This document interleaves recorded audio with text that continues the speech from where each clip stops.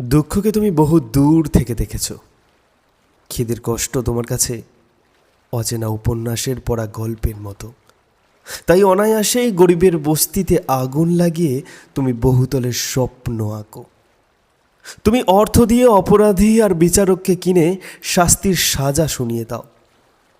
তোমার আপনজনের জন্য স্বপ্নের তাজমহল গড়তে কারোর পাঁজর কেটে নিতেও দ্বিধা করো না।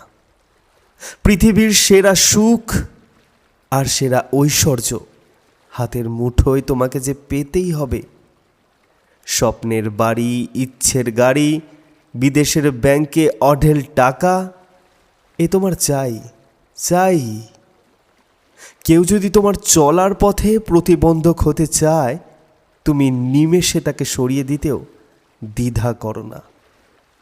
কারণ তুমি সাধারণদের দোলে পিষে মারিয়ে তুমি অসাধারণ হয়ে উঠতে চাও। তোমাকে তা হতেই হবে। তোমার ইচ্ছে সবাই তোমার হুকুম তামিল করার জন্য ব্যস্ত হয়ে থাকবে। তোমার কৃতকর্মের জন্য কেউ প্রশ্ন করার স্পর্ধা দেখাবে না, এটাও তোমার ইচ্ছে। তুমি যখন বলবে সবাই শুনবে, শুধু শুনবে। তুমি যখন চলবে সসম্ভ্রমে সবাই তোমার পথ ছেড়ে দেবে।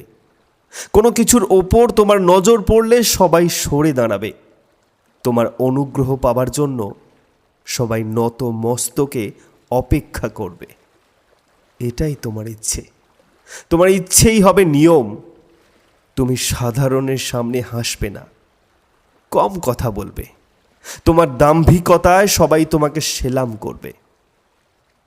হয়তো তুমি নিজেকে জয়ী ভাবো, আসলে তুমি জীবনের পথে হেরে যাওয়া একজন চরম ব্যর্থ না মানুষ।